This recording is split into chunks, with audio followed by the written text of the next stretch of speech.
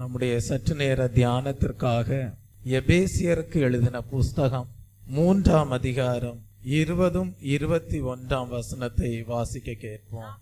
நாம் வேண்டிக் கொள்ளுகிறதற்கும் நினைக்கிறதற்கும் மிகவும் அதிகமாய் நமக்குள்ளே கிரியை செய்கிற வல்லமையின்படியே நமக்கு செய்ய வல்லவராகிய அவருக்கு சபையிலே கிறிஸ்து இயேசுவின் மூலமாய் தலைமுறை தலைமுறைக்கும் சதா காலங்களிலும் மகிமை உண்டாவதாக.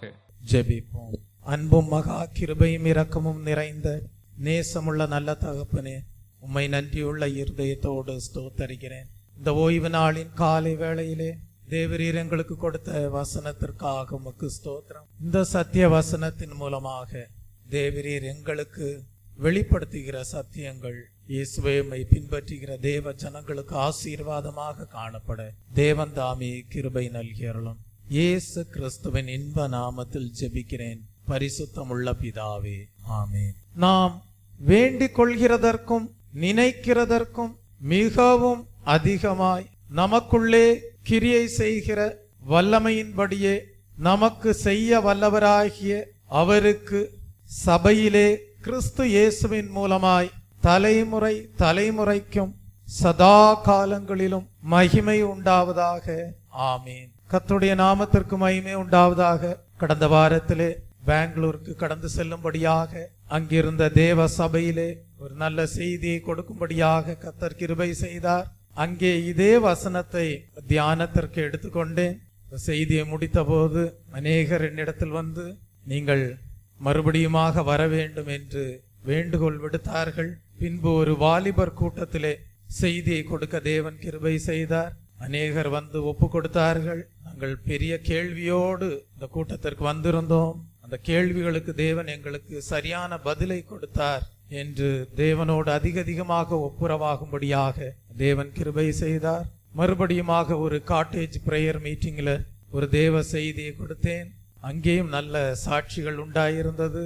இப்படி மதுரையிலிருந்து நீங்கள் இன்றைக்கு வந்து ஒரு செய்தியை கொடுப்பீர்கள் என்று நாங்கள் எண்ணவில்லை. கர்த்ததாமே உங்களை கொண்டு வந்தார் என்று நல்ல சாட்சிகளை கேட்க தேவன் கிருபை செய்தார்.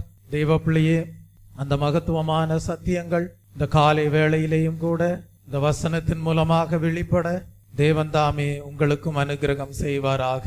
நாம் இங்கே படிக்கிறோம், நாம் வேண்டிக் கொள்கிறதற்கும் நினைக்கிறதற்கும் மிகவும் அதிகமாய் நமக்குள்ளே கிரியை செய்கிற வல்லமையின்படியே நமக்கு செய்ய வல்லவராகிய அவருக்கு சபையிலே கிறிஸ்து இயேசுவின் மூலமாய் தலைமுறை தலைமுறைக்கும் சதா காலங்களிலும் மகிமை உண்டாவதாக, ஆமீன். கர்த்தருடைய நாமத்திற்கு மகிமை உண்டாவதாக. நான் எப்பொழுதுமே தேவனுடைய மனது எப்படிப்பட்டது என்பதை அறிந்து கொள்ளும்படியாக தியானிப்பது உண்டு.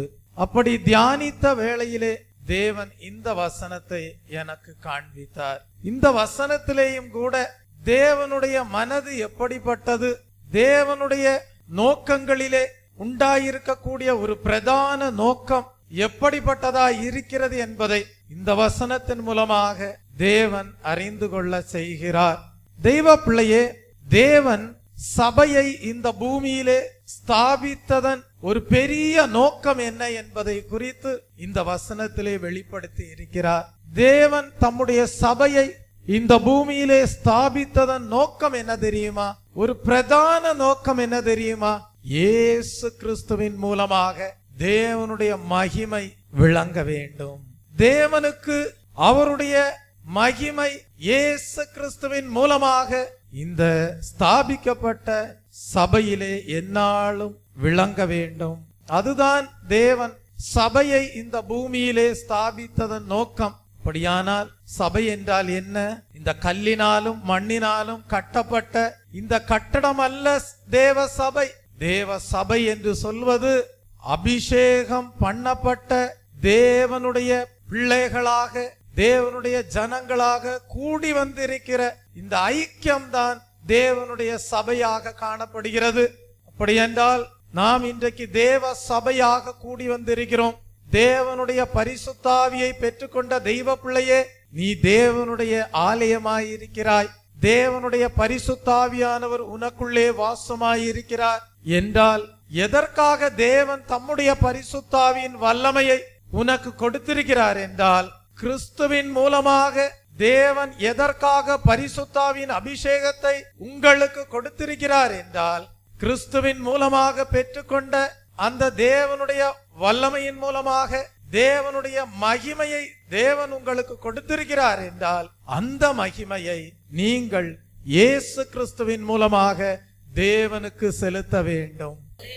நீங்கள் தேவனுடைய மகிமையை இயேசு கிறிஸ்துவின் மூலமாக பிதாவாகிய தேவனிடத்திலிருந்து பெற்றிருக்கிறீர்கள் என்றால், அதை தேவனுடைய பரிசுத்தாவின் வல்லமையின் மூலமாக பெற்றிருக்கிறீர்கள் என்றால், அந்த பெற்ற தேவ மகிமையை இயேசு கிறிஸ்துவின் மூலமாக தேவனுக்கு செலுத்த வேண்டும். அதுதான் தேவனுடைய பிரதான நோக்கமாக, தேவன் சபையை ஸ்தாபித்த நோக்கமாக காணப்படுகிறது.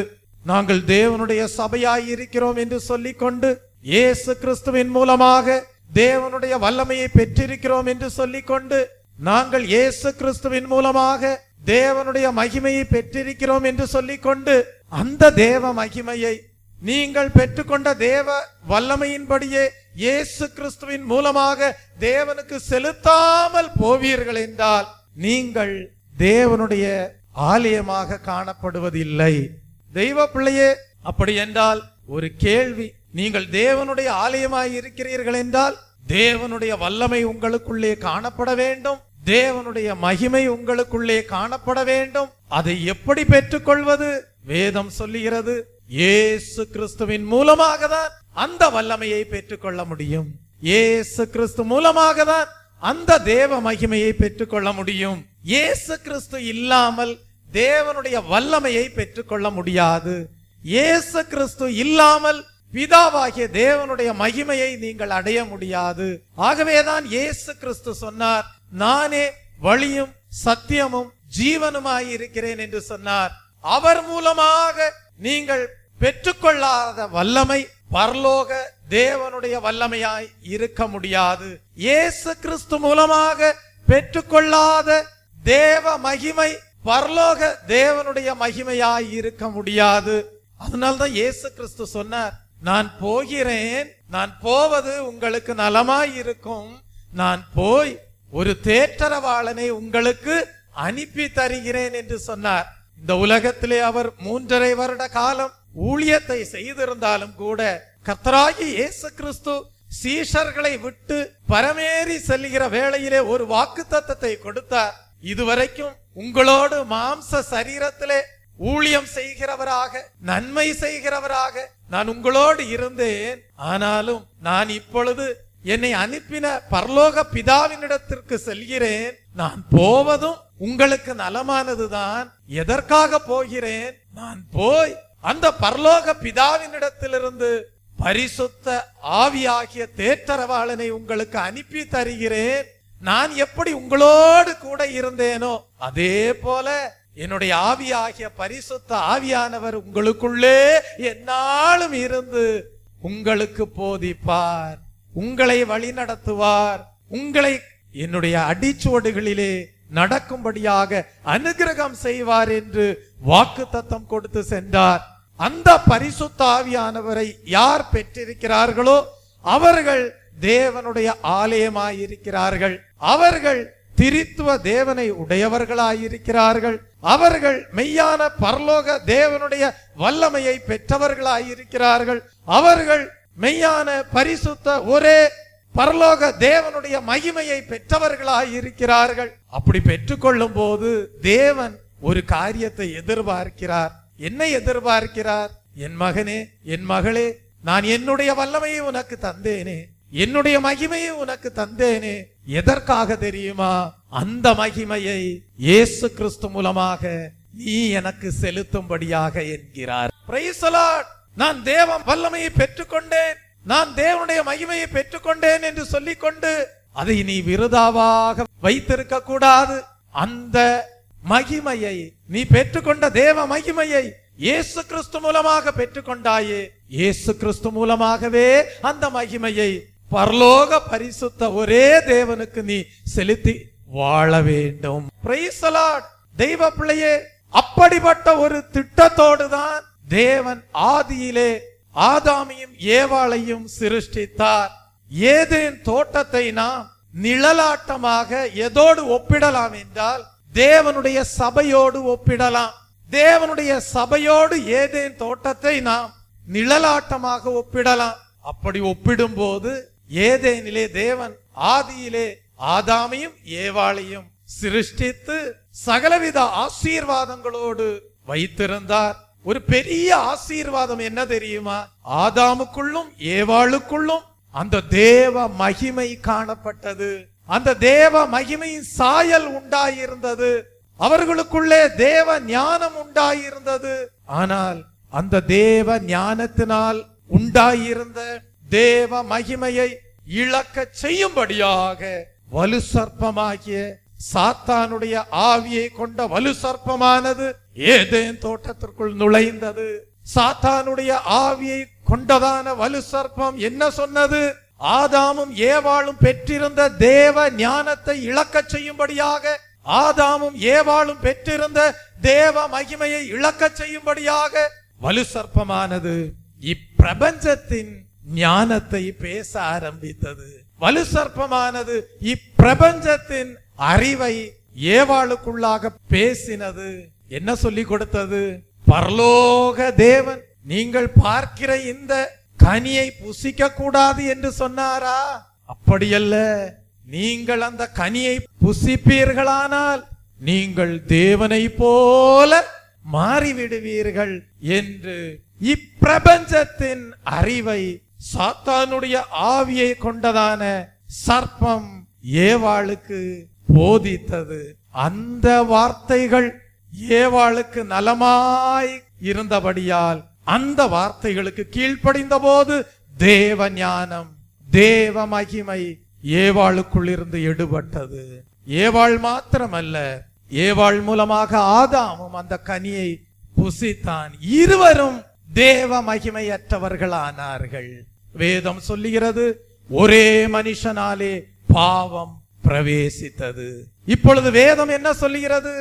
எல்லாரும் தேவ மகிமையற்றவர்களாகி பாவம் செய்தார்கள்.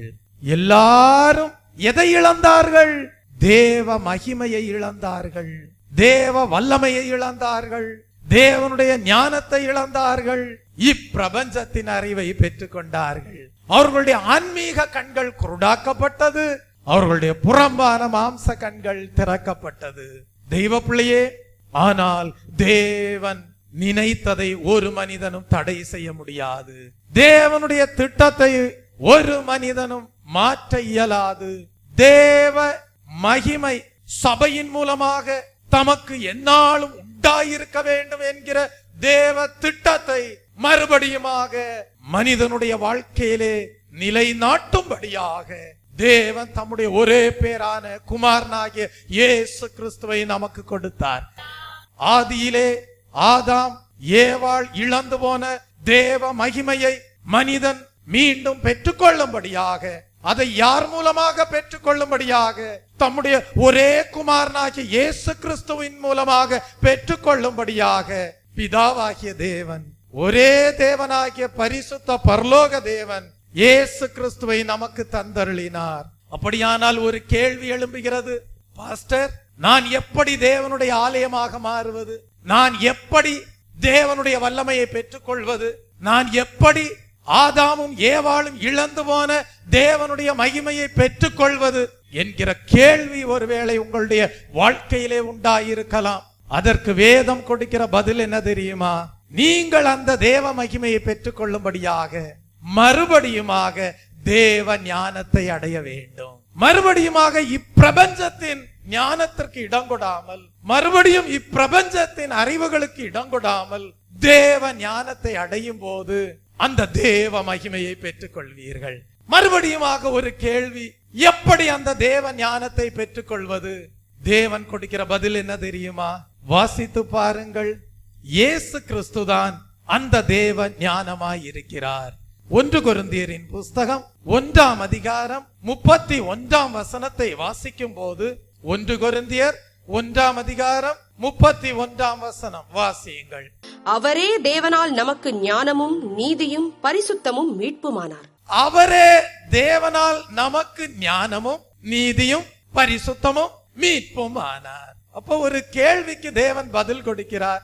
நீ ஆதாமும் ஏவாளும் இழந்து போன தேவ ஞானத்தை பெற்றுக்கொள்ள வேண்டுமா? இயேசு கிறிஸ்துதான் அந்த ஞானமாய் இருக்கிறார். இயேசு கிறிஸ்துதான் அந்த தெய்வீக ஞானமாய் இருக்கிறார். அந்த ஞானத்தை அடையும்படியாக அந்த இயேசு கிறிஸ்து உன்னுடைய வாழ்க்கையிலே கடந்து வரும்படியாக நீ செய்ய வேண்டியது என்ன? வேதத்தை தியானிக்க வேண்டும். சரியான தெய்வ விசுவாசத்திற்குள் வர வேண்டும். சரியான தேவனுடைய வார்த்தைகளாகிய வேத வசனத்திற்கு கீழ்ப்படிந்து அந்த தெய்வ விசுவாசத்தின் வார்த்தைகளை உன்னுடைய வாழ்க்கையிலே அபியாசப்படுத்தி அந்த தேவ வேத வசனத்தின் வாக்கு தத்தங்களிலே நிலைநாட்டப்பட்டும் போது, அந்த வார்த்தை உனக்குள்ளாக பிரவேசிக்கும் போது, இது இப்பிரபஞ்சத்தின் வாக்கு அல்ல, இது இப்பிரபஞ்சத்தின் ஞானம் அல்ல, இது இப்பிரபஞ்சத்தின் அறிவு அல்ல, இது தேவனுடைய வேத வசனமாகிய ஜீவனுள்ள வார்த்தை. அந்த வார்த்தை உன்னுடைய உள்ளத்திற்குள் பிரவேசிக்கும் போது, அந்த விசுவாச வார்த்தை உனக்குள்ளாக ஜீவனாக பிரவேசிக்கும் போது, தெய்வீக ஞானமாகிய கிறிஸ்து உனக்குள்ளே உருவாகிறார். எவ்வளவு தூரத்திற்கு தேவனுடைய வார்த்தை உனக்குள்ளாக கிரியை செய்து அந்த விசுவாச வார்த்தையிலே நீ நாட்டப்பட்டு இயேசு கிறிஸ்துவை கனியாக கர்ப்பந்தரித்து கிறிஸ்துவை வெளிப்படுத்துகிறாயோ, அவ்வளவு தூரம் தேவனுடைய மகிமை உன்னிலே வெளிப்படும். இன்றைக்கு தேவ சமூகத்திலே காணப்படுகிற தெய்வ பிள்ளையே, உங்கள் ஒவ்வொருவருடைய வாழ்க்கையிலேயும் தேவ மகிமை உண்டாயிருக்கிறது. உங்கள் ஒவ்வொருவருடைய வாழ்க்கையிலேயும் தேவ வல்லமை உண்டாயிருக்கிறது. ஆனால் உங்கள் எல்லாரிலும் இருக்கக்கூடிய தேவ வல்லமையின் அளவு, உங்கள் எல்லாரிலும் இருக்கக்கூடிய தேவ மகிமையின் அளவு வித்தியாசமானது. ஒரு சகோதரனுக்குள்ளே இருக்கக்கூடிய தேவ வல்லமையும் தேவ ஞானமும் தேவனுடைய மகிமையும் இன்னொரு சகோதரனுடைய வாழ்க்கையிலே வித்தியாசப்படுகிறது. ஏன் இந்த வித்தியாசம்? ஒரு சகோதரன் வேத வசனத்தை அதிகமாக அபியாசப்படுத்தி தேவ ஞானத்திலே வேரூன்றி கனி கொடுக்கிறார். அவரிலே கிறிஸ்து அதிகமாக உருவாகி இருக்கிறார். ஆனால் இன்னொரு சகோதரனுடைய வாழ்க்கையிலேயோ ஒரு சில வேத வசனங்களை கை கொள்ளுகிறார். அதிலே உண்டாயிருக்கக்கூடிய வல்லமையை பெற்றுக் கொள்கிறார். அதனால் உண்டாயிருக்கக்கூடிய தேவ சாயலை அடைகிறார். ஆனால் பூர்ணம் அடையவில்லை. ஆனால் வேதம் என்ன சொல்லுகிறது? தேறின எந்த சீடனும் என்னை போல் இருப்பான் என்று சொல்லுகிறது. அப்படியானால் நீ ஒரு தேறின சீடனாக மாறும்போது இயேசுவை போல மாறிவிடுவாய். பூர்ண மகிமை உன்னிலே காணப்படும். பூர்ண தேவ வல்லமை உன்னிலே காணப்படும். பூர்ண தெய்வீக ஞானம் உன்னிலே காணப்படும். தெய்வீக ஞானம் என்பது என்ன? கிறிஸ்து தெய்வீக ஞானமாயிருக்கிறார். பூர்ண பரிசுத்த ஜீவியம் யார் செய்கிறார்களோ அவர்கள்தான் தெய்வீக ஞானத்தை அடைந்தவர்களாயிருக்கிறார்கள். Praise the Lord. அப்படியானால் இந்த வேதம் முழுவதும் கிறிஸ்துவை வெளிப்படுத்துகிறது. தேவனுடைய மனதை வெளிப்படுத்துகிறது. நீங்கள் கிறிஸ்துவை அடைய வேண்டும். உங்களுடைய உள்ளத்திற்குள் கிறிஸ்து வாழ வேண்டும். ஆகவேதான் பரிசுத்த பவுல் சொல்லுகிறார், கிறிஸ்து உங்களிலே உருவாகும்படியாக நான் கர்ப்ப வேதனை படுகிறேன் என்கிறார். என்ன, எதுக்காக பரிசுத்த பவுல் கர்ப்ப வேதனை படுகிறார்? கிறிஸ்து உங்களிலே உருவாகும்படியாக நான் கர்ப்ப வேதனை படுகிறேன். உங்களிலே கிறிஸ்து உருவாகி இருக்கலாம். சிலருக்குள்ளே கிறிஸ்து ஒரு 30ஆக காணப்படலாம். உங்களுக்குள்ளே கிறிஸ்து 60ஆக காணப்படலாம். ஆனால் தேவனுடைய வாஞ்சை என்ன தெரியுமா?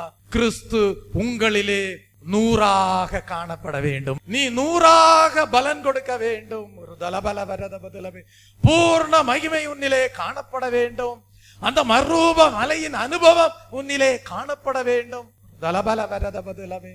அப்படி என்றால் இன்றைக்கு தேவன் உங்களுக்கு ஒரு சத்தியத்தை விளங்க பண்ணுகிறார். தேவனுடைய ஞானத்தை அடையும்படியாக வேதத்தை அதிகமாக தியானம் பண்ணுங்கள்.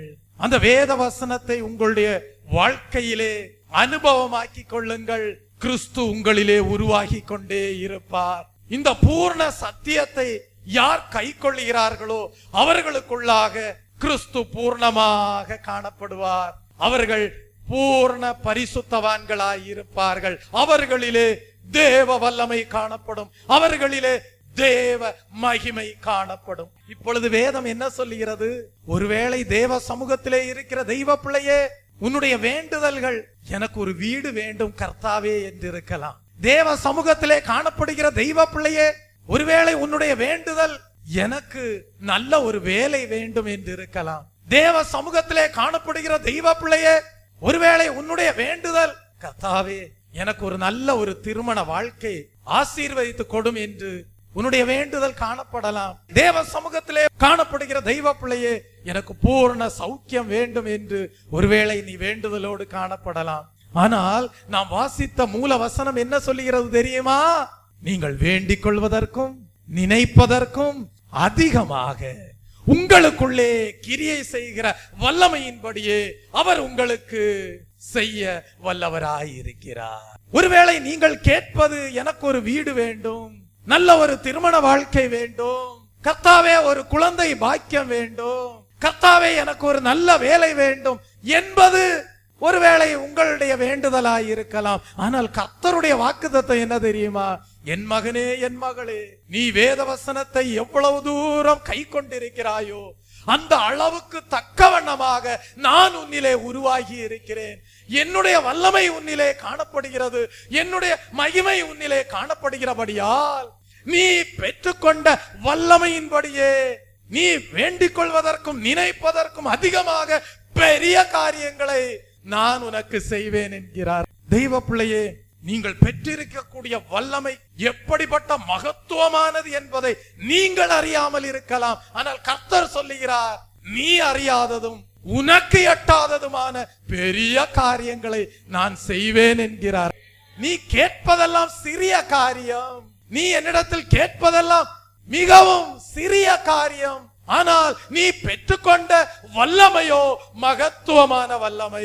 ஆகவே நீ கேட்கிற சிறிய காரியம் அல்ல, நீ அறியாததும் உனக்கு எட்டாததுமான பெரிய காரியங்களை நான் செய்வேன் என்கிறார். எப்படி செய்ய போகிறார்? நீ தேவனிடத்திலிருந்து பெற்றுக்கொண்ட வல்லமையின் அளவின்படியே செய்ய போகிறார். அப்படி என்றால் நான் வேதத்தின்படி நடந்து தெய்வீக ஞானத்தை, இயேசுவை என்னிலே வாழும்படியாக அனுமதித்து தேவனுடைய வல்லமையை பெற்றிருக்கலாம்.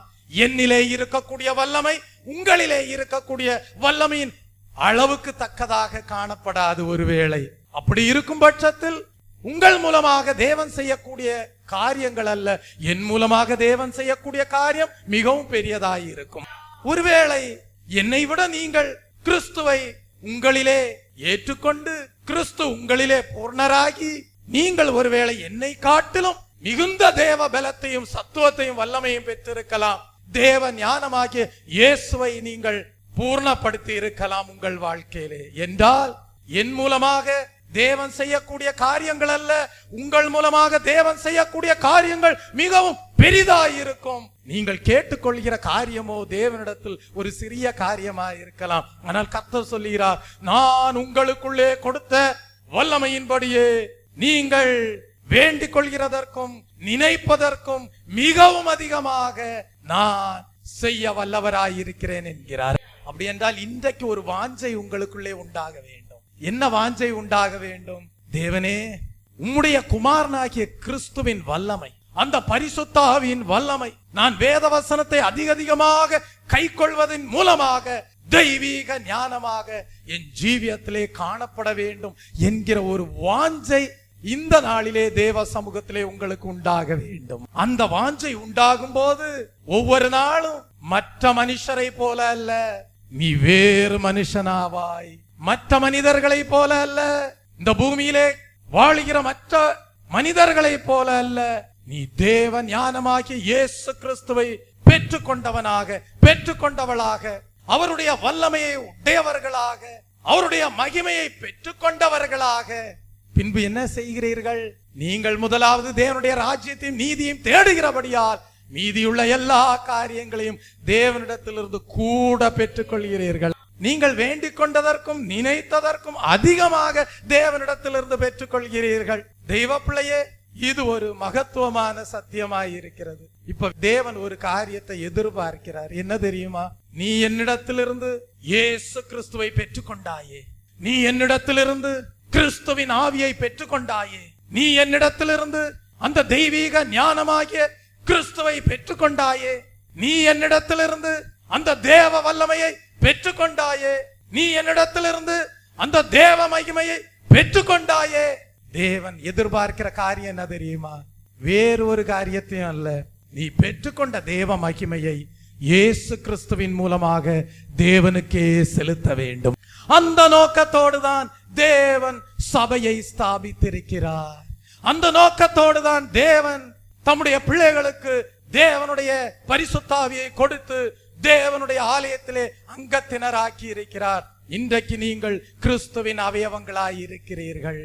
நீங்க ஒரு கேள்வி கேட்கலாம், பாஸ்டர், நாங்க தேவனிடத்திலிருந்து பெற்றுக்கொண்ட தேவ மகிமையை நாங்கள் வேறு விதங்களில் தேவனுக்கு செலுத்த முடியாதா என்று கேட்கலாம். நீங்கள் பெற்றுக்கொண்ட தேவ மகிமையை ஒரே பரிசுத்த பரலோக தேவனிடத்திலிருந்து பெற்றுக்கொள்கிறபடியால் அதை இயேசு கிறிஸ்துவின் மூலமாக, இயேசு கிறிஸ்து என்கிற மத்தியஸ்தர் மூலமாக பெற்றுக்கொள்கிறபடியால் அந்த இயேசு கிறிஸ்து மூலமாகவே தேவனுக்கு செலுத்த வேண்டும். Praise the Lord. நாங்க பிதாவாகிய தேவனுக்கு நேரடியாகவே மகிமையை செலுத்துவோம் என்று நீங்கள் சொல்லுவீர்களானால் தேவனுடைய குமாரனை கனப்படுத்தாதவர்களாக காணப்படுவீர்கள். அந்த மகிமையை தேவன் அங்கீகரிப்பது கிடையாது. காரணம், கல்வாரி சிலுவையிலே உங்களுக்காகவும் எனக்காகவும் இரத்தம் சிந்தி தன்னுடைய சரீரம் கிழிக்கப்படும்படியாக ஒப்பு கொடுத்து சேரக்கூடாத ஒளியிலே வாசம் பண்ணுகிற தேவனிடத்திலே சேரும்படியான ஸ்லாக்கியத்தை கொடுத்த ஒருவர் உண்டானால் குமாரனாகிய இயேசு கிறிஸ்து தான். அவர்தான் நமக்கு வாக்குத்தத்தத்தை கொடுத்தார், தைரியத்தோடு கிருபாசன தண்டையிலே கிட்டி சேர கடவீர்கள் என்று. இயேசு கிறிஸ்து தம்முடைய விலையேற பெற்ற இரத்தத்தை சிந்தி பாவங்களை மன்னித்து தைரியத்தோடு பரிசுத்த தேவனிடத்தில் கிட்டி சேர கடவீர்கள் என்கிற வாக்குத்தத்தத்தை கொடுக்கவில்லை என்றால் ஒருவரும் அந்த ஒரே பரிசுத்த தேவனாகிய யெகோவா தேவனை கிட்டி சேர முடியாது. ஆகவே வேதம் சொல்லுகிறது, அதைத்தான் நம்ம மூல வசனத்துல வாசிக்கிறோம். எபேசியர் 3:20-21 வாசிக்கிறோம், இயேசுவின் மூலமாய் தலைமுறை தலைமுறைக்கும் சதா காலங்களிலும் மகிமை உண்டாவதாக என்று வாசிக்கிறோம். யார் மூலமா? இயேசுவின் மூலமா. இயேசுவின் மூலமா தேவனுக்கு தலைமுறை தலைமுறையாக மகிமை உண்டாவதாக. பாருங்க, இந்த திட்டத்துல ஒரு வலு சர்ப்பம் வருதுன்னு வைங்க, பிசாசின் ஆவியோட. வேதம் இப்படி சொல்லுதா, நீ அதன்படி நடக்காத, நான் சொல்றபடி நடந்தா எளிதா வளரலாம், எளிதா நீ உயரலாம் அப்படின்னு பிசாசின் ஆவியை கொண்ட வலு சர்ப்பம் உங்களிடத்துல வரும்போது நீ சொல்லணும், அப்பாலே போ சாத்தானே. Praise the Lord. எங்களுக்கு தேவன் கட்டளையை கொடுத்திருக்கிறார். அந்த கட்டளை என்ன? தேவன் இயேசுவின் மூலமாக மகிமையை எங்களுடைய வாழ்க்கையிலே கொடுத்தார். தேவன் இயேசுவை தெய்வீக ஞானமாக எங்களுடைய வாழ்க்கையிலே கொடுத்தார். தேவன் இயேசுவின் மூலமாக அவருடைய ஆவியை வல்லமையின் ஆவியாக எங்களுக்குள்ளே கொடுத்திருக்கிறபடியால் நாங்கள் பெற்றுக்கொண்ட கனத்தையும் மகிமையையும் இயேசுவின் மூலமாகவே அவருடைய தியாகத்தை எண்ணி, அவருடைய அன்பை எண்ணி, அவருடைய கிருபையை எண்ணி நாங்கள் தேவனுக்கு செலுத்துவோம். ஆகவேதான் ரோமருக்கு எழுதின புஸ்தகம் 16ஆம் அதிகாரம் 25ஆம் வசனத்திலிருந்து 27ஆம் வசனம் வரைக்கும் படிக்கும் போது அந்த சத்தியத்தை அறிந்து கொள்கிறோம். 27ஆம் வசனத்தை நீங்கள் வாசிப்பீர்கள் என்றால், ரோமர் 16:27, தாம் ஒருவரே ஞானமுள்ளவரும் ஆயிருக்கிற தேவனுக்கு இயேசு கிறிஸ்துவின் மூலமாய் என்றென்றைக்கும் மகிமை உண்டாவதாக. தாம் ஒருவரே ஞானமுள்ளவருமாயிருக்கிற யார் மூலமாய்? இயேசு கிறிஸ்துவின் மூலமாய் என்றென்றைக்கும் தேவனுக்கு மகிமை உண்டாக வேண்டும். எப்படி என்றால், எந்த ஜாதி என்று இல்லை, எந்த தெய்வ பிள்ளை கோத்திரம் என்று இல்லை, எந்த பாஷைக்காரர் என்று இல்லை, எந்த தேசத்தார் என்று இல்லை. யாரானாலும் இயேசுவை தெய்வீக ஞானமாக அடையலாம், யாரானாலும் கிறிஸ்துவின் ஆவியை வல்லமையாக பெற்றுக் கொள்ளலாம், யாரானாலும் தேவனுடைய ஆலயமாக தேவனுடைய சபையாக திகழலாம், யாரானாலும் பெற்றுக்கொண்ட மகிமையை இயேசுவின் மூலமாக ஒரே மெய்யான பரிசுத்த தேவனுக்கு செலுத்தலாம். Praise the Lord. தெய்வ பிள்ளையே, இந்த கிறிஸ்து என்கிற தேவ ஞானத்தை அடையும்படியாக பரிசுத்த பவுல் சொல்லுகிறான், நான் இவ்வளவு நாளும் என்னுடைய வாழ்க்கையில மேன்மையா எண்ணின அனைத்தையும் அற்பமும் குப்பையுமாக எண்ணுகிறேன் என்று சொல்லுகிறான். பிலிப்பியருக்கு எழுதின புஸ்தகம் 3ஆம் அதிகாரம் 8ஆம் வசனத்தை நீங்கள் வாசிக்கும் போது, அவரை அறிகிற அறிவின் மேன்மைக்காக. யாரை அறிகிற அறிவின் மேன்மைக்காக?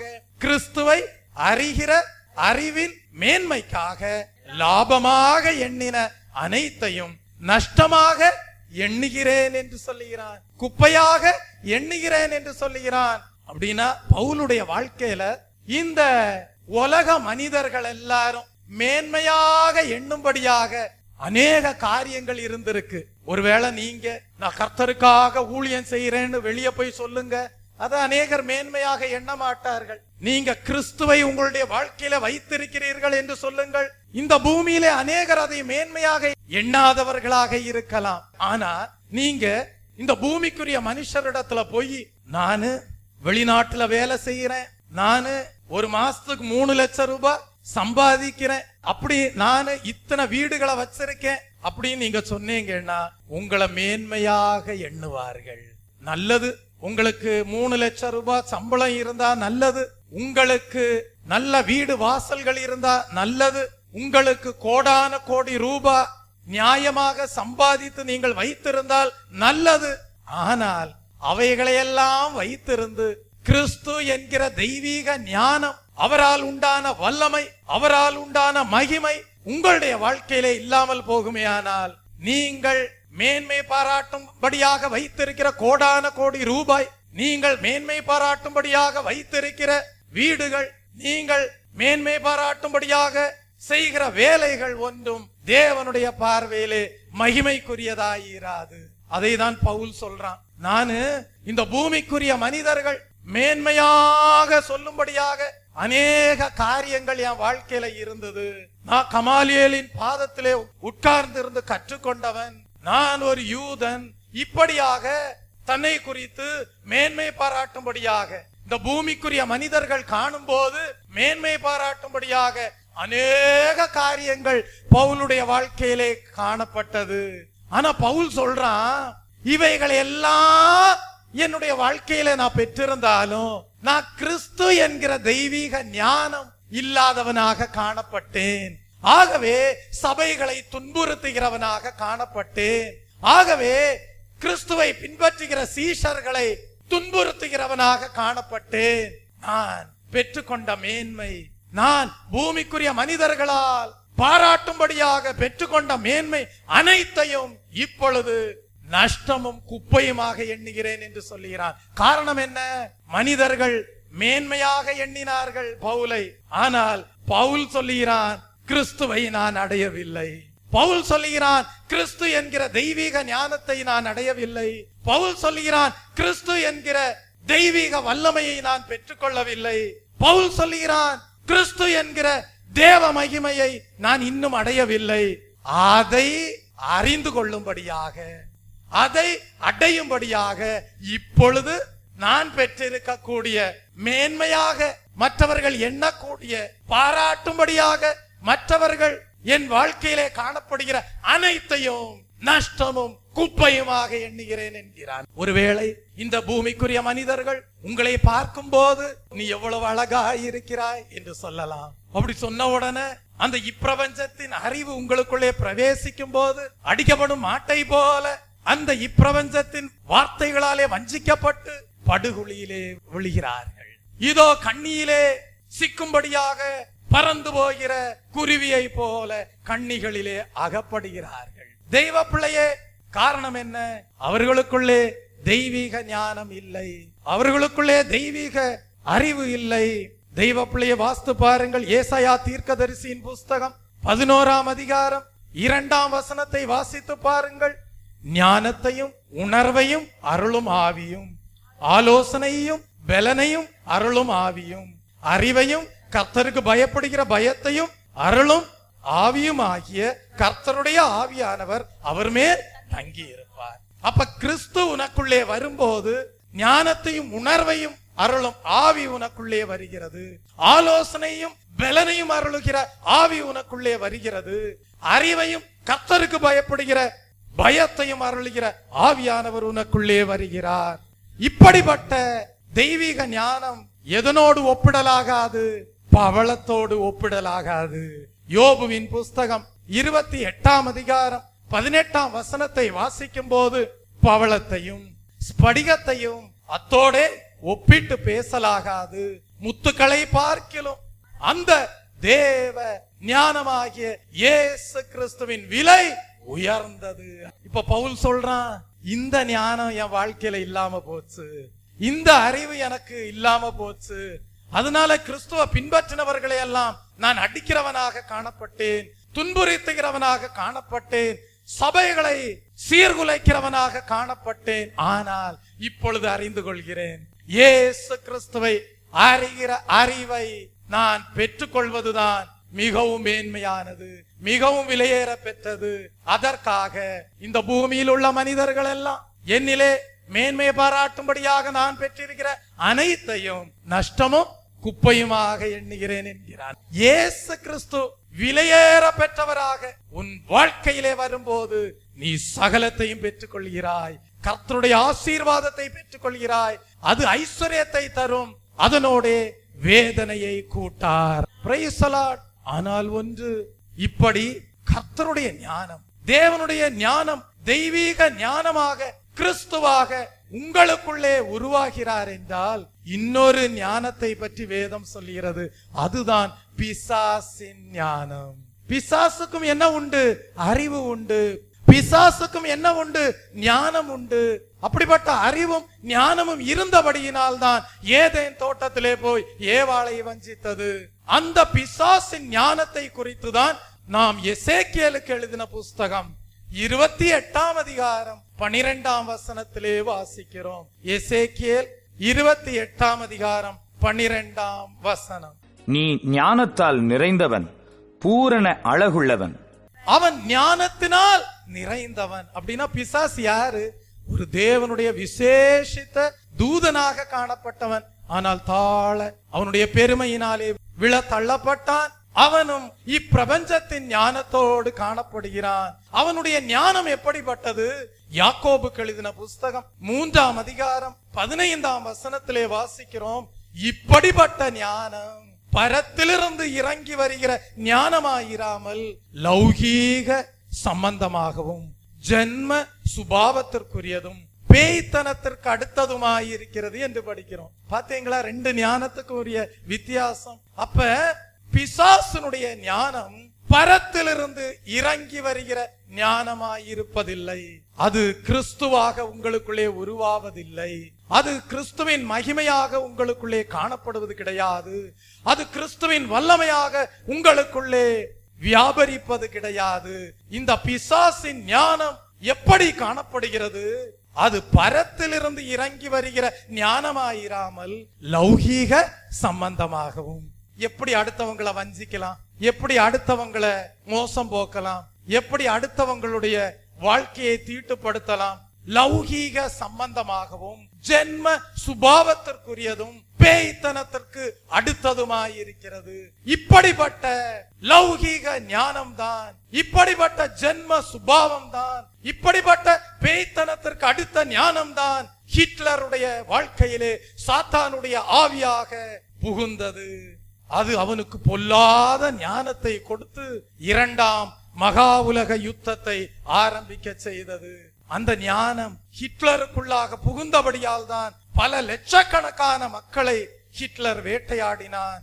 சாத்தான் இன்றைக்கும் அப்படிப்பட்ட ஞானத்தை, தெய்வ பிள்ளையே, பரத்திலிருந்து வராத ஞானத்தை, விபச்சார ஆவிகளையும் வேசித்தன ஆவிகளையும் இச்சைகளின் ஆவிகளையும் பூமியிலே தீவிரமாக பிசாசானவன் செயலாற்றி கொண்டிருக்கிறான். சாத்தானுடைய ஞானம் நயவஞ்சகமான ஞானம், தந்திரமாக ஏமாற்றுகிற ஞானம். அந்த ஞானத்தினாலே இன்றைக்கும் அநேகரை கவர்ந்து இழுக்கக்கூடியவனாயிருக்கிறான்.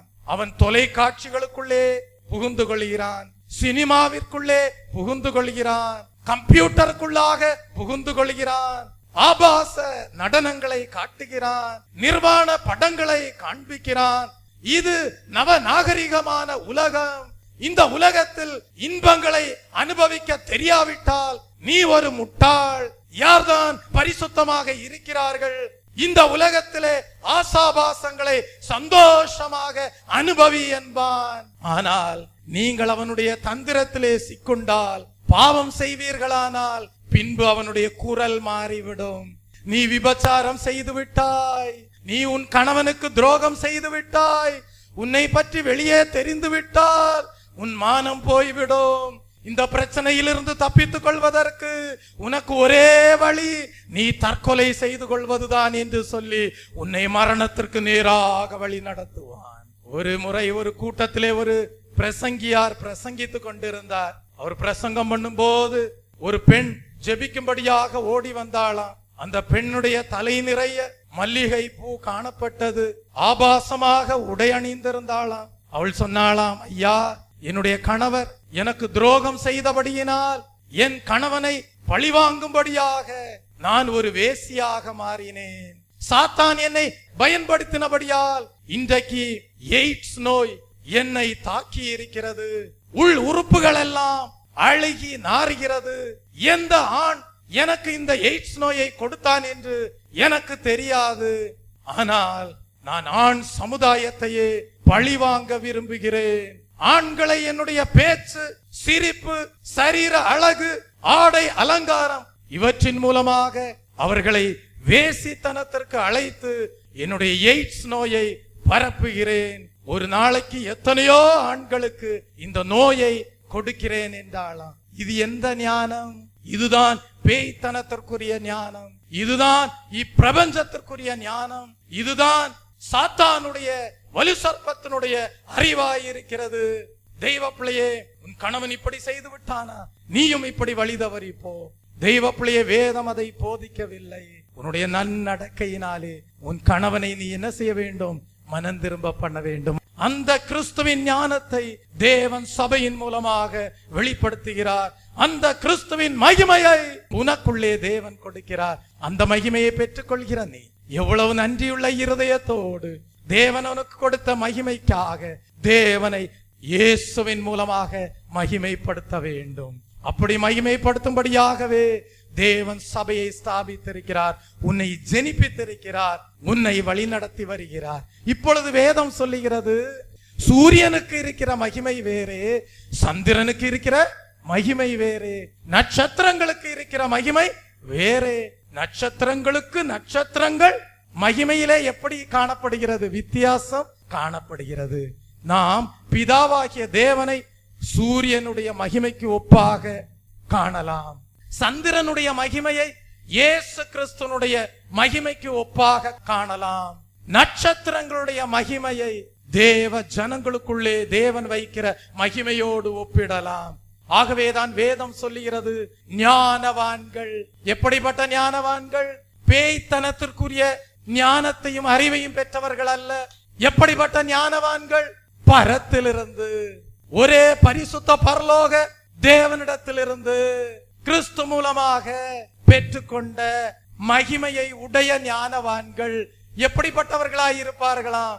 ஞானவான்கள் ஆகாய மண்டலங்களிலே பிரகாசிக்கிற நட்சத்திரங்களாயிருப்பார்களாம். அவர்கள் அநேகரை நீதிக்கு நேராக வழி நடத்துவார்கள்.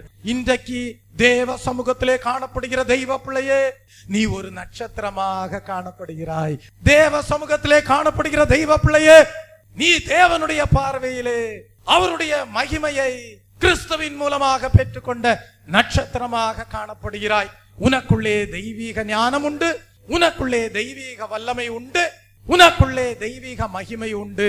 ஆனால் உங்களிலே காணப்படுகிற மகிமையிலே வித்தியாசங்கள் இருக்கிறது. ஒரு நட்சத்திரம் பிரகாசித்து தன்னுடைய மகிமையை பிரதிபலிக்கிறது, இன்னொரு நட்சத்திரமோ மிகவும் மங்கின மகிமையை பிரதிபலிக்கிறது. ஏன் இந்த வித்தியாசம்? கிறிஸ்து தெய்வீக ஞானமாக, தெய்வீக வல்லமையாக, தெய்வீக மகிமையாக எவ்வளவு தூரம் உங்களுக்குள்ளே உருவாகி இருக்கிறார், உங்களுக்குள்ளே பூர்ணப்பட்டிருக்கிறார் என்பதை உங்களிலிருந்து வெளிப்படுகிற மகிமை அது வெளிப்படுத்தக்கூடியதாக இருக்கிறது. இன்றைக்கு உங்களுக்கு ஒரு நல்ல வாஞ்சை இருக்கட்டும், ஒரு நல்ல தீர்மானத்தோட போங்க. கர்த்தாவே, என்னிலே இருக்கிற மகிமை பத்தாது. கர்த்தாவே, என்னிலே இருக்கிற வல்லமை போதாது. என்னிலே இருக்கக்கூடிய தேவ ஞானம் போதாது, இன்னும் நான் கிறிஸ்து என்கிற அறிவை அதிகமாக அடைய வேண்டும், கிறிஸ்துவின் வல்லமையை அதிகமாக பெற்றுக்கொள்ள வேண்டும், கிறிஸ்துவின் மகிமையை அதிகமாக பெற்றுக்கொண்டு பூர்ணமடைய வேண்டும்.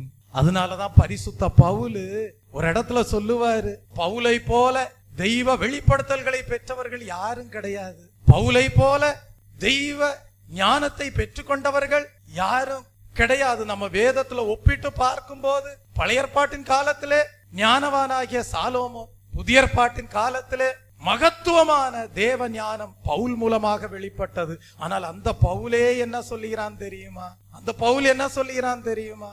நான் முற்றிலும் அடைந்தாயிற்று என்று நான் சொல்ல மாட்டேன்றாரு. நான் முற்றிலும் தேறினவனானே, நான் முற்றிலும் அடைந்தாயிற்று என்று நான் மேன்மை பாராட்டாதபடிக்கு என்று சொல்லுகிறார். தெய்வ பிள்ளை வாசியுங்கள், பிலிப்பியருக்கு எழுதின புஸ்தகம் 3ஆம் அதிகாரம் 12ஆம் வசனத்தை வாசியுங்க. அருமையான வசனம். பிலிப்பியர் 3ஆம் அதிகாரம் 12ஆம் வசனம். நான் அடைந்தாயிற்று அல்லது முற்றும் தெரிந்தவனானேன், நான் அடைந்தாயிற்று அல்லது முற்றும் தேறினவனானேன் என்று எண்ணாமல் ஆசையாய் தொடருகிறேன் என்று சொல்லுகிறான். தெய்வ பிள்ளை அப்படின்னா என்ன?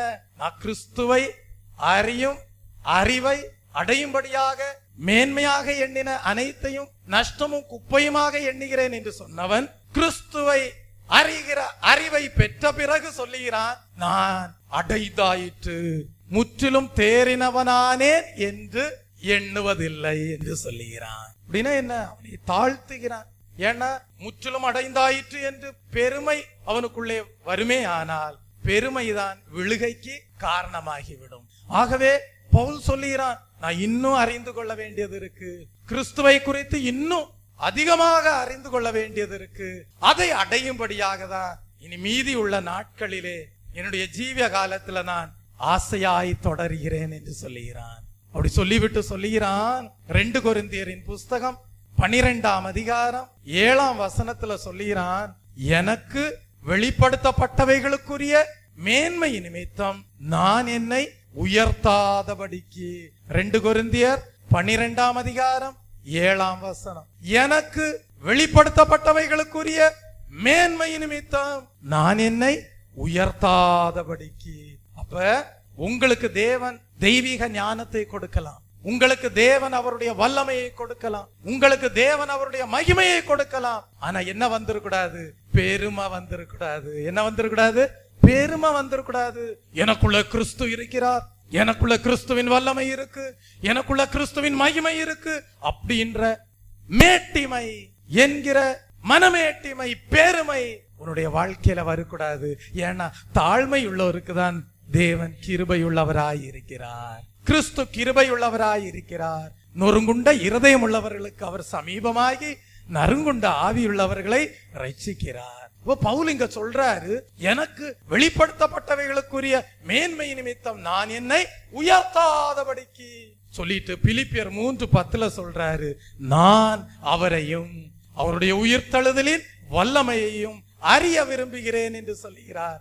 இன்றைக்கு மரித்த மனிதனுக்கு ஒரு உயிர்த்தெழுதல் உண்டு என்று சொன்னால் அநேகரால் விசுவாசிக்க முடியவில்லையே.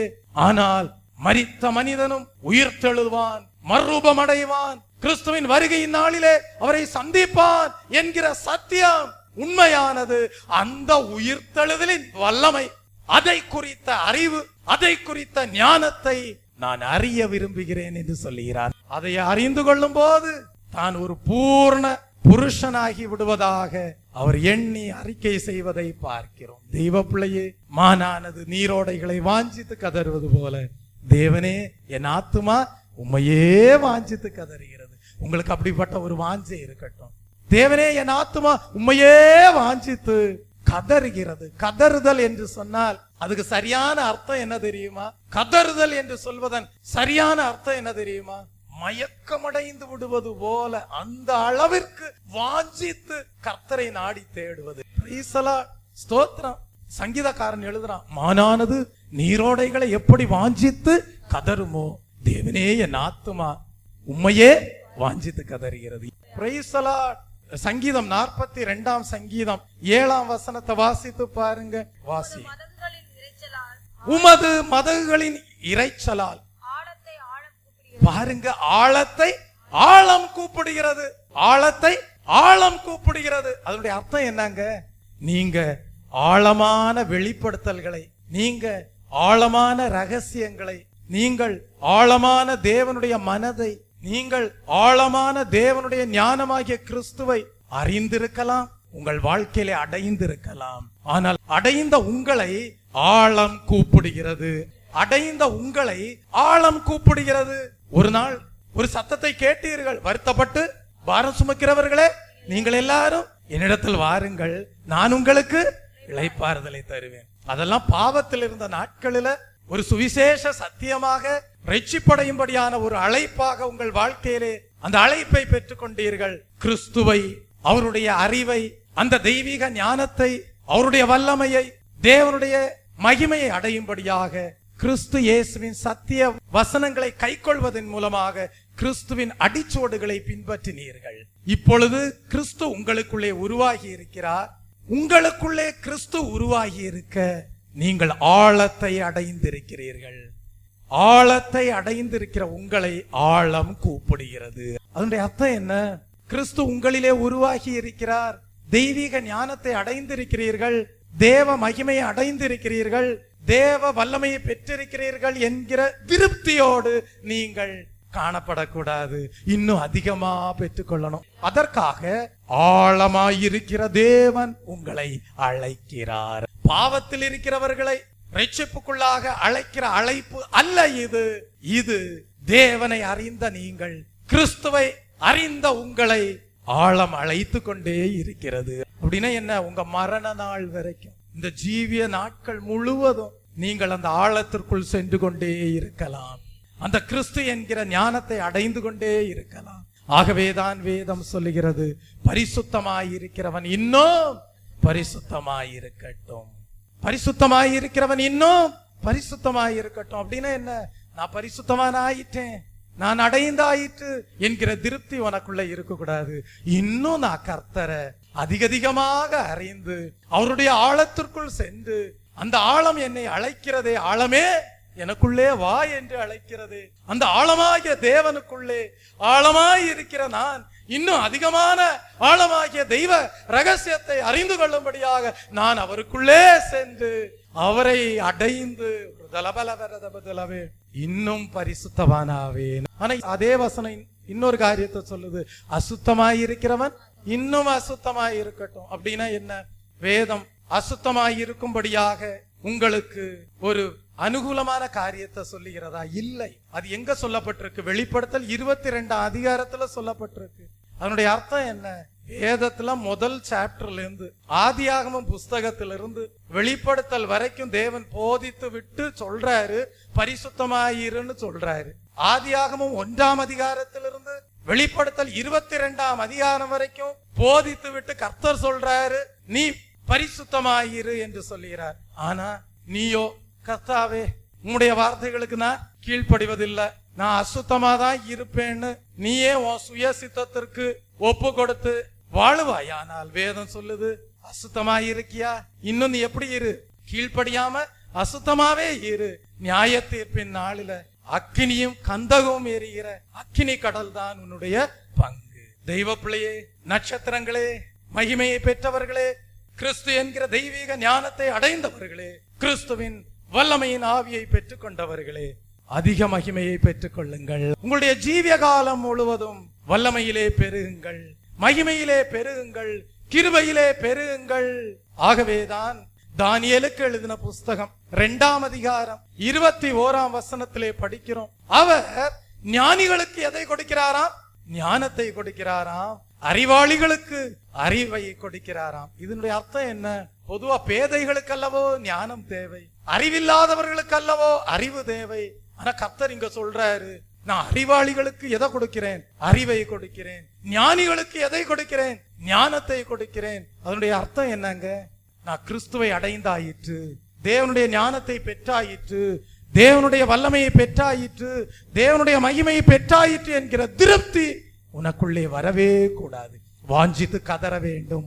ஆழத்தை ஆழம் கூப்பிடுவது போல நீ ஆழமாயிருக்கிறாய், ஆழமான வெளிப்படுத்தல்களை பெற்றிருக்கிறாய் இன்னும் தேவன் அதிகமாக அறிந்து கொள்ளும்படியாக ஆழமாயிருக்கிற அனந்த ஞானம் உள்ள தேவன் உன்னை அந்த தெய்வீக ஞானமாகிய ஆழத்திற்குள் அழைக்கிறார்.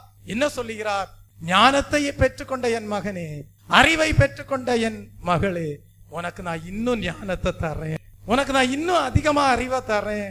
மகிமையின் மேல் மகிமை அடை, மகிமையின் மேல் மகிமை அடைந்து கிறிஸ்துவின் வருகையின் நாளிலே அவருடைய சாயலுக்கு ஒப்பாக அவருக்கு முன்பாக நிற்க வேண்டும். ஏதேன் தோட்டத்திலே ஆதாமும் ஏவாளும் இழந்து போன தேவனுடைய மகிமையை தேவன் உன் வாழ்க்கையிலே சபையிலே பூர்ணப்படுத்தி கிறிஸ்து உன்னிலே பூர்ணப்படும்படியாக வழி நடத்தி செல்கிறார். இன்றைக்கு ஒரு நல்ல வாஞ்சியோடு தேவ சமூகத்திலே எழும்பி நிற்பீர்களா? கர்த்தாவே, ஞானிகளுக்கு ஞானத்தை கொடுக்கிற தெய்வமே, ஒரு தலபல வரதபதிலவே, அறிவாளிகளுக்கு அறிவை கொடுக்கிற தெய்வமே, ஒரு தலபல வரதபதிலவே, தேறினவர்களுக்குள்ளே ஒரு தலபல வரதபதிலவே, அறிவை விளங்க செய்கிறவரே, ஒரு தலபல வரதபதிலவே, தேறினவர்களுக்குள்ளே தேவ ஞானத்தை வெளிப்படுத்துகிறவரே, ஒரு தலபல வரதபதிலவே. தேவனே, நான் இன்னும் உம்மண்டையிலே கிட்டி சேர்வதே என் ஆவல் இப்பூமியில். ஒரு தலபல வரதபதில ரபகல வரதபதில வரதபதிலவே. இந்த யாக்கோபை போல தெய்வ தரிசனத்தை எனக்கு தாருங்க தாவே. ஒரு தலபல வரதபதில ரபகல வரதபதில. இந்த வாழ்க்கை பிரயாணத்திலே கர்த்தாவே, நீர் என்னோடு இருப்பதுதான் என் வாழ்க்கையிலே வெற்றி. உம்முடைய வல்லமையை நான் பெற்றுக்கொள்வதுதான் என் வாழ்க்கையின் வெற்றி. உம்முடைய ஞானமாகிய கிறிஸ்துவை பூர்ணமாய் அடைவதுதான் என் வாழ்க்கையின் வெற்றி. ஒரு தலபல வரதபதிலவே. தேவனே, உம்முடைய மகிமையை கர்த்தாவே கிறிஸ்து மூலமாக பூர்ணமாக அடையும்படியாக எங்களுக்கு அனுகிரகம் செய்தாலும் அப்படிப்பட்ட சத்தியத்தை இந்நாட்களிலே போதித்தீரே. வெறும் பூமிக்குரிய ஆசீர்வாதங்களுக்காக அல்ல, உன்னதங்களிலே காணப்படுகிற சகல ஐஸ்வர்யத்தின் மேன்மையான மகத்துவமான மகிமையான ஆசீர்வாதங்களை பெற்றுக்கொள்ளும்படியாக ஒரு தலபல வரதபதிலவே இப்படிப்பட்ட மகத்துவமான சத்தியங்களை எங்களுக்கு போதிக்கிறீரே. அந்த சத்தியத்தினால் எங்களை நிரப்பும். அந்த தெய்வீக ஜீவன், அந்த பரத்தில் இருக்கக்கூடிய தெய்வீக ஞானம் கிறிஸ்து எங்களிலே பூர்ணமடையும்படியாக எங்களையே தேவ சமூகத்திலே இயேசுவே உம்முடைய கரத்திலே அர்ப்பணிக்கிறேன் என்று சொல்லி எல்லாரும் கண்களை மூடி ஒரு தலபல வரதபதிலவே உங்களுடைய ஆவி ஆத்ம சரீரத்தை அந்த பரிபூர்ண தேவ மகிமை அடையும்படியாக கர்த்தருடைய கரத்திலே அர்ப்பணிப்பீர்களா? ஒரு தலபல வரதபதிலவே நீங்கள் வேண்டிக் கொள்வதற்கும் நீங்கள் நினைப்பதற்கும் அதிகமாக ஒரு தலபல வரதபதிலவே நீங்கள் பெற்றுக்கொள்கிற தேவ வல்லமையின் அளவின்படியே பெரிய காரியங்களை செய்ய தேவன் உண்மையுள்ளவராயிருக்கிறார். ஒரு தலபல வரதபதில ரபகல வரதபதில வரதபதிலவே சந்தலபல வரதபதில ரபகல வரதபதில வரதபதிலவே தலபல வரதபதில ரபகல வரதபதில வரதபதிலவே நீங்கள் பெற்றுக்கொள்கிற தெய்வீக ஞானத்தின் அளவின்படியே பெரிய காரியங்களை ஒரு தலபல வரதபதில ரபகல வர மகத்துவமான தேவன் உங்கள் மூலமாக மகிமையாக நடப்பிக்க வல்லவராயிருக்கிறார். ஒரு தலபல வரதபதிலவே தலைமுறை தலைமுறைக்கும் தேவனுடைய மகிமை தேவனுக்கு சேர வேண்டும். இயேசு கிறிஸ்துவின் மூலமாக அது சேர வேண்டும். அதற்காகவே உங்களை மகிமைப்படுத்துகிறார். ஒரு தலபல வரதபதில ரபகல வரதபதில வரதபதில அந்த மகிமையை பெற்றுக்கொள்கிற தெய்வ ஜனமே, தேவனுடைய கரத்திலே உங்களை முழுமையாக சமர்ப்பிப்பீர்களா? அந்த மகிமையை இயேசுவின் மூலமாக பிதாவாகிய தேவனுக்கு பரலோக தேவனுக்கு செலுத்துவீர்களா? ஒரு தலபல வரதபதில ரபகல வரதபதிலவே ஞானத்தின் மேல் ஞானத்தை அடைவீர்கள். அறிவின் மேல் மிகுதியான தேவ அறிவை அடைவீர்கள். ஆழத்தை ஆழம் கூப்பிடுகிறது என்கிற வாக்கு தத்தத்தை உடையவர்களாக தேவனுக்குள்ளாக மறைந்து கொள்வீர்கள். ஒரு தலபல வரதபதிலவே உன்னதமானவருடைய மறைவில் இருக்கிறவன் சர்வ வல்லவருடைய நிழலில் தங்குகிறான். ஒரு தலபல வரதபதிலவே நீங்கள் சொல்வீர்கள், தேவன் என் அடைக்கலம், அவர் என் பலன், ஆபத்து காலத்தில் அனுகூலமான துணைமானவர். ஒரு தலபல வரதபதிலவே கண்மலையின் மறைவில் இருக்கக்கூடிய புறாக்களை போல காணப்படுவீர்கள். கபடற்றவர்களாய் இருப்பீர்கள். கர்த்தருடைய ஆசீர்வாதம் ஐஸ்வர்யத்தை தரும். நீதிமானுடைய சிரசின் மீது உண்டாயிருக்கக்கூடிய நித்திய ஆசீர்வாதங்கள் உங்கள் சிரசின் மீது காணப்படும். ஒரு தலபல வரதபதில ரபகல வரதபதில வரதபதிலவே எல்லாரும் ஸ்தோத்திர பலிகளை எடுப்பீர்களா? பான நன்மைகள் தந்திட இயேசு வாக்களித்தாரே. பான நன்மைகள் தந்திட இயேசு வாக்களித்தாரே. முன் மாறி மேல் பின் மாறி மழையே உன்னதத்தினேந்து வந்திறங்குதே. முன்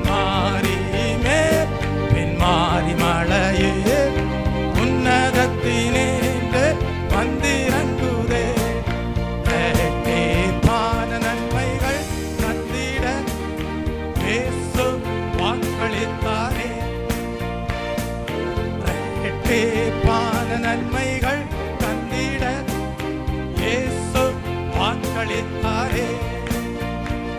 முன்மாறி மேல் பின்மாறி மழையே உன்னதத்தினின்று வந்திறங்குதே. முன்மாறி மேல் பின்மாறி மழையே உன்னதத்தினின்று வந்திறங்குதே. பலத்தின் மேலே மாபலனே புது பலனா பெற்றிட. பலத்தின் மேலே மாபலனே புது பலனா பெற்றிட. சால்வைதனை எலிசா அடைந்தார் போல் சோர்வின்றி பலன் என்றும் நாடுவோம். சால்வைதனை எலிசா அடைந்தார் போல் சோர்வின்றி பலன் என்றும் நாடுவோம். இரட்டிப்பான நன்மைகள் தந்திட இயேசு வாக்களித்தாரே.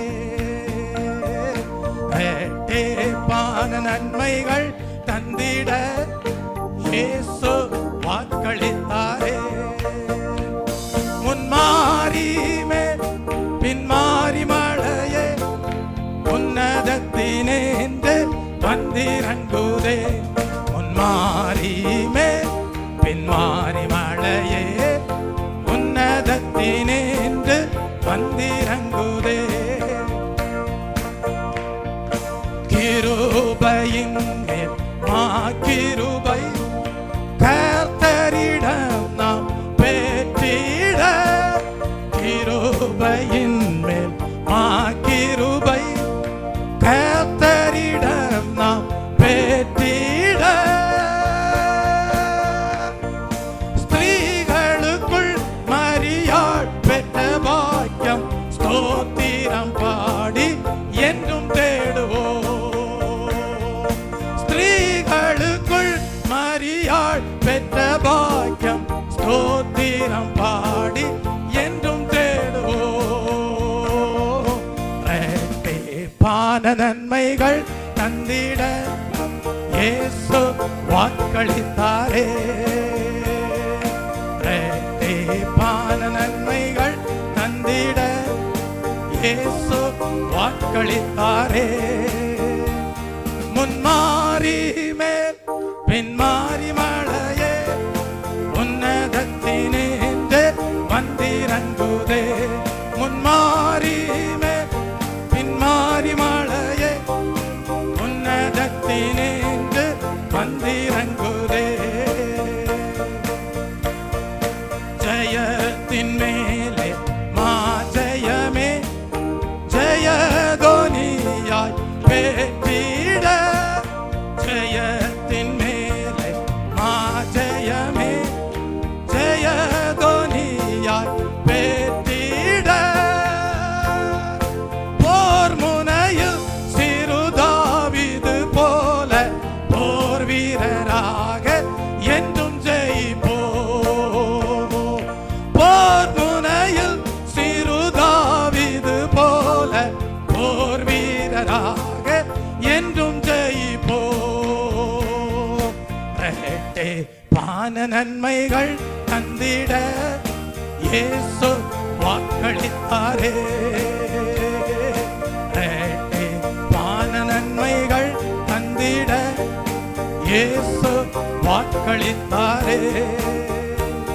முன்மாறி மேல் பின்மாறி மழையே உன்னதத்தினின்று வந்திறங்குதே.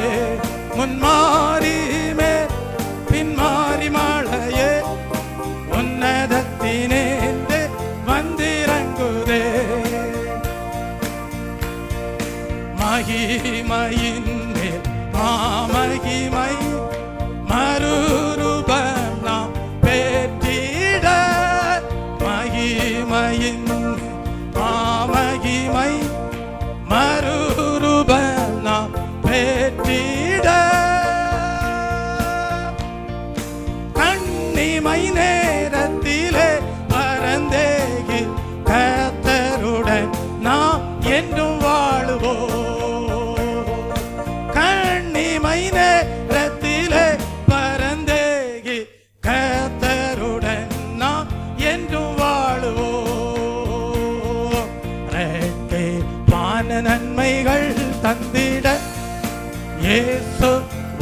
வாக்களித்தாரே.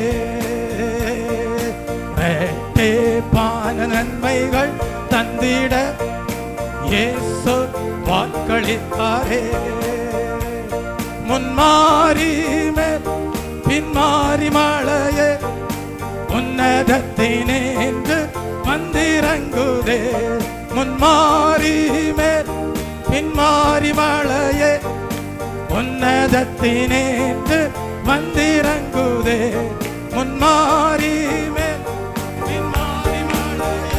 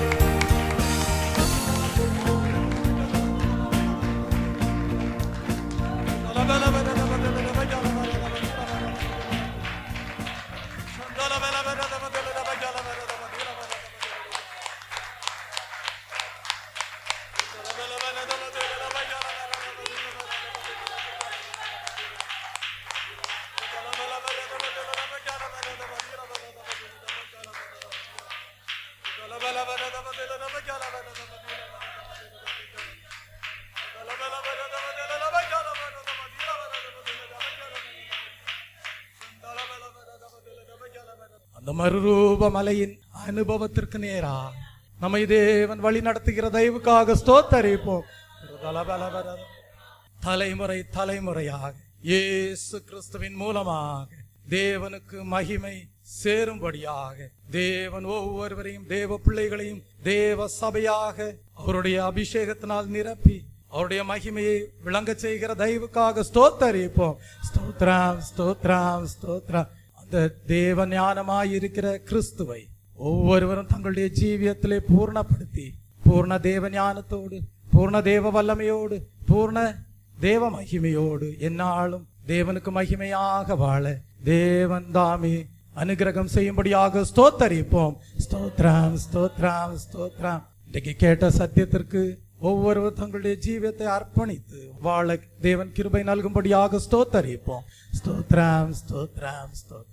அன்பு மகா கிருபையும் இரக்கவும் நிறைந்த நேசமுள்ள நல்ல தகப்பனே, இந்த ஓய்வு நாளின் காலை வேளையிலே கர்த்தாவே தேவனுடைய கர்த்தாவே திட்டம் என்ன, தேவனுடைய நோக்கம் என்ன, கர்த்தாவே தேவனுடைய மனது எப்படிப்பட்டது, கர்த்தாவே சபையை இந்த பூமியிலே ஸ்தாபித்ததன் நோக்கம் கிறிஸ்து இயேசுவின் மூலமாக பிந்தின ஆதாமாக்கிய கிறிஸ்துவின் மூலமாக கர்த்தாவே தேவ மகிமையை சபைக்கு கொடுத்து அந்த சபையானது கர்த்தாவே தேவ சபையாக கிறிஸ்துவின் மூலமாக இந்த ஒன்றான மெய் தேவனாகிய பரிசுத்த தேவனுக்கு எந்நாளும் மகிமை செலுத்த வேண்டும் என்கிற அந்த நோக்கத்தை நாட்களிலே நிறைவேற்றி வருகிற தயவுக்காக உமக்கு ஸ்தோத்திரம் கர்த்தாவே. அந்த கர்த்தாவே ஆதியிலே ஆதாமும் ஏவாளும் இழந்து போன தேவ மகிமையை இந்நாட்களிலே தேவ சபையிலே எங்களை கூடிவரச் செய்து அந்த மகிமையை பெற்றுக்கொள்ளும்படியாக இயேசுவின் மூலமாக நீர் அனுகிரகம் செய்து அந்த மகிமையை இயேசுவின் மூலமாக கர்த்தாவே உமக்கு செலுத்தும்படியாக தேவனே எங்களுக்கு கிருபை நல்குகிற தயவுக்காக ஸ்தோத்திரம். நாங்கள் பெற்றுக்கொண்ட மகிமையிலே திருப்தி அடையாமல் இன்னும் அதிகமாக ஆழத்தை ஆழம் கூப்பிடுகிறது என்கிற சத்தியத்தை விளங்கி கொண்டவர்களாக அதிகமான தெய்வ ரகசியங்களும் தெய்வ வெளிப்படுத்தல்களையும் நாங்கள் எந்நாளும் பெற்று உமக்கு சாட்சியாக வாழ உம்முடைய வருகை நாளுக்கு ஆயத்தத்தோடு உம்முடைய மகிமையின் சாயலாக உமக்கு முன்பாக நிலை நிற்க தேவன் தாமே ஒவ்வொருவரையும் தகுதிப்படுத்தும் பாத்திரவான்களாக மாற்றும். ஒவ்வொருவரும் உடைய மகிமையின் பாத்திரமாக கிருபா பாத்திரமாக காணப்படட்டும். இயேசு கிறிஸ்துவின் இன்ப நாமத்தில் ஜெபிக்கிறேன் பிதாவே, ஆமென். என் ஆத்துமாவே கர்த்தரை ஸ்தோத்திரி, என் முழு உள்ளமே அவருடைய பரிசுத்த நாமத்தை ஸ்தோத்திரி. என் ஆத்துமாவே கர்த்தரை ஸ்தோத்திரி, அவர் செய்த சகல உபகாரங்களையும் மறவாதே. ஆமென். நம்முடைய கர்த்தராகிய இயேசு கிறிஸ்துவுடைய கிருபையும் பிதாவாகிய தேவனுடைய அன்பும் பரிசுத்த ஆவியானவருடைய அந்யோன்ய ஐக்கியமும் இன்றும் என்றும் சதா காலங்களிலும் நம் அனைவரோடும் நம்முடைய குடும்பங்களோடும் சபையாரோடும் இருப்பதாக. ஆமென். ஹல்லேலூயா, ஹல்லேலூயா, ஹல்லேலூயா, ஹல்லேலூயா, ஹல்லேலூயா, ஹல்லேலூயா, ஹல்லேலூயா, ஹல்லேலூயா, ஹல்லேலூயா, ஹல்லேலூயா, ஹல்லேலூயா, ஹல்லேலூயா, ஹல்லேலூயா. கர்த்ததாமே உங்கள் ஒவ்வொருடைய வாழ்க்கையிலேயும் தேவ வல்லமையை பெற்றுக்கொள்ள செய்து அதை பூர்ணப்படுத்தி அந்த வல்லமையின் அளவுக்கு தக்கபடியே நீங்கள் வேண்டிக் கொள்வதற்கும் நினைப்பதற்கும் அதிகமாக உங்களை ஆசீர்வதித்து உங்கள் மூலமாக பெரிய காரியங்களை செய்து உங்கள் வாழ்க்கையிலே பரிபூர்ண தேவ சித்தம் நிறைவேறும்படியாக கர்த்தர் அனுகிரகம் செய்து எந்நாளும் கிறிஸ்துவின் மூலமாக தேவனுக்கு மகிமை சேர உங்களை தொடர்ந்து மகிமைப்படுத்துவாராக. ஆமென்.